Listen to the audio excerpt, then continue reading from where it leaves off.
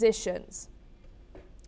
Some more breaking news for you now. Israel's military chief, Lieutenant General Eyal Zamir, stated today that the ongoing strikes on Iran represent a campaign of completely different scale compared to last year's 12-day war. He described the operation as more complex, noting that despite the short preparation time, it was intensive and thorough. Israeli officials also confirmed that the completion of a broad strike targeting Iran's defensive systems.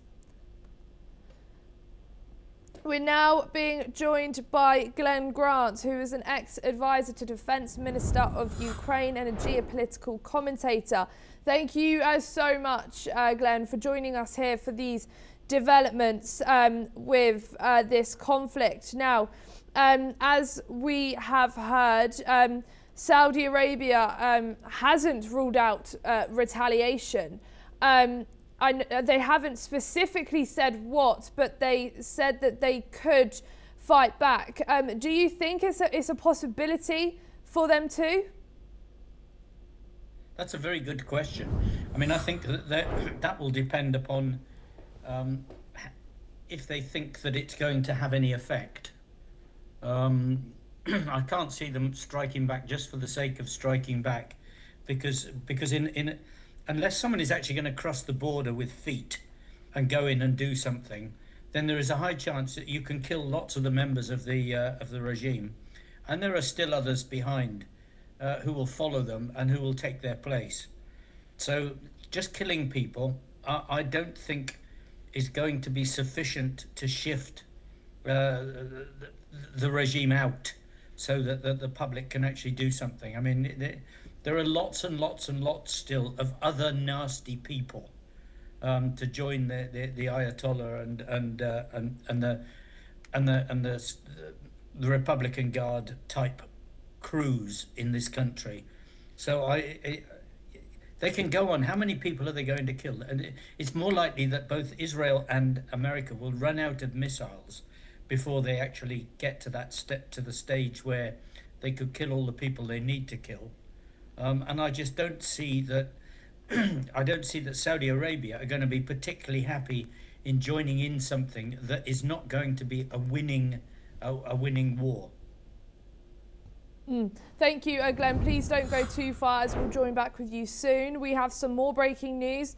The United States has advised its citizens in Lebanon to leave the country while commercial travel options remain available. The US Embassy in Beirut issued a warning urging Americans not to travel to Lebanon. The US and Israel launched bombings on Iran, which led to retaliatory missile attacks from Tehran. Lebanon's authorities say they are closely monitoring the situation.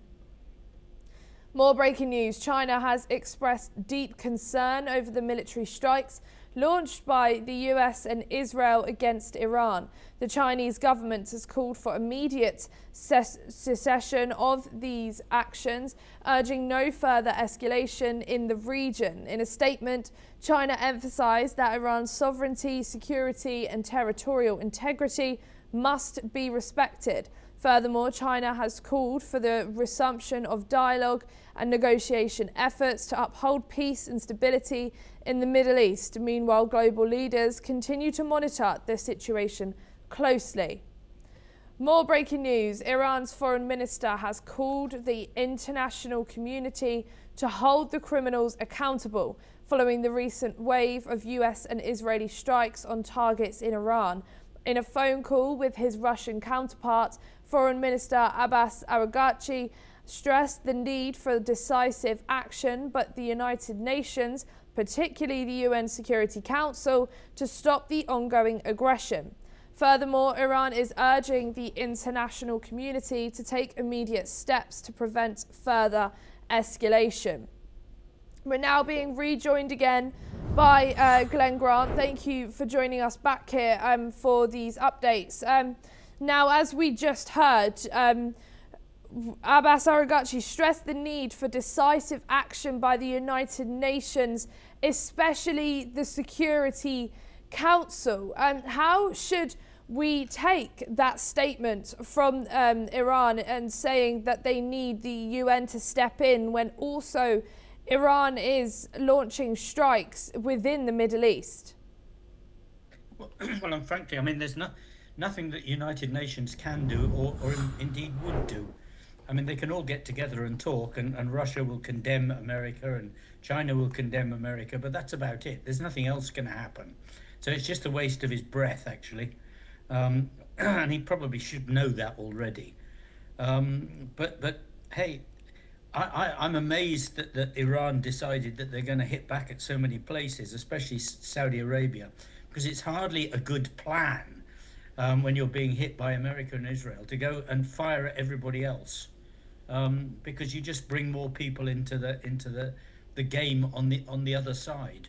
And I don't think that's a particularly clever idea for them. Because as I said before, I think, if they just if the regime just holds on, then America and Israel will run out of missiles after a while, as we did in Libya, and nothing else serious can happen after that, because I don't see Americans putting boots on the ground. But United Nations, just words, nothing else. Thank you, Glenn. Please stay with us as we'll come back to you shortly. At the Kapikoy border gate in Turkey's Van province, Iranian citizens are seen crossing into Turkey, with some carrying luggage and others walking through departure gates. Some Iranians have reached. Let's listen in. Allah sonumuzu hayreder. Allah şu an benim ailem memlekettedir. Ben ona göre dönüyorum. Savaşmaya gideceğim. Eğer beni istese ben giderim. Köpek gibi gelip harlayıp hürleyip gidecekler. Hiçbir şey yapamazlar İran'a. İran devleti. Supporters of Iran's National Council of Resistance protested outside Tehran's embassy in Berlin, saying a change in their home country could only come through the people, hours after Israel and the United States launched strikes against Iran, which they called preemptive. Let's listen in. Die Menschen in Iran möchten Freiheit, Demokratie, ein säkularer Staat, wo Staat und Religion voneinander getrennt ist und wo die Menschen ihre Volksvertreter selber wählen können. Wir sagen, dass ein Wandel im Iran nur durch die iranische Bevölkerung und seinen organisierten Widerstand herbeigeführt werden kann und schlussendlich für Demokratie und Freiheit. Der Wandel kann nur durch die Menschen im Iran und seinen organisierten Widerstand herbeigeführt werden. We are now being joined by Raymond Vickeries, an international affairs expert and former US Assistant Secretary of Commerce, joining us from Washington, D.C. Thank you so much, Raymond, for joining us here and for these latest updates. Now, as we just heard, there are people protesting in Berlin for their country to come back to their people. And in the Trump's video earlier today, he said that people of Iran need to take back their country. Now, do you think this has been a need for a long time for Iran's heads of states and higher officials have not been very good to their citizens, and this conflict has now proven again that they have let them down, do you think? Well, thanks very much for having me and allowing me to comment on this. It seems to me that this is a sad day really for the United States and for the world. The United States seems to have shifted under President Trump from waging peace, which requires strategy, partners, and principles, to one of waging war. The Department of Defense was earlier renamed the Department of War, and it now appears that that is for good reason. It is true that this is a terribly oppressive government in Iran. But it is not the case that simply resorting to bombing multiple cities, saying you're going to kill everybody in the Republican Guard unless they lay down their arms immediately, saying you're going to annihilate the Navy, of Iran is a way in which to serve the interest of the people of Iran. As we speak, bombs are falling and innocent civilians are being killed in Iran. President Trump has said that the Iranian people should now take over their government. It's very unclear how that happens if there isn't some plan in terms of arming people, of having some succession in terms of how you pull together the opposition forces. But this is not the approach of President Trump in waging war.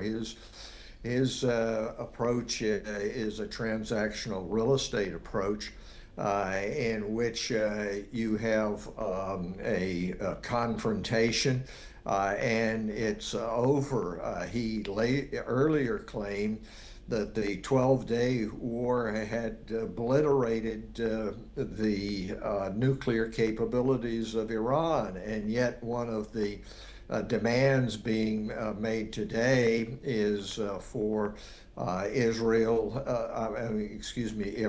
to stop the enrichment of the nuclear fuels that fuel the weapons of war. So this is a contradictory approach, and in the United States, of course, we have a situation in which each of those things that President Trump ran on, namely taking down inflation and having an immigration system which is just and not being involved in international wars. Each of those principles are being crossed over, and the reaction has not been favorable to President Trump, all the way from the Epstein files to the actions in terms of trying to repress freedom of the press in the United States.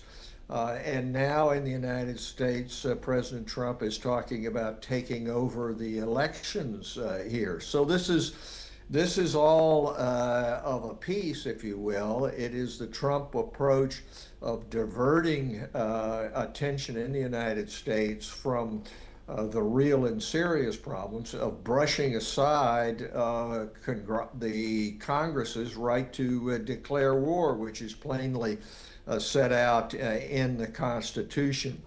So this is a very grave time for the United States. Really sorry, Raymond, we're just running out of time, but we'll be back with you shortly. Following the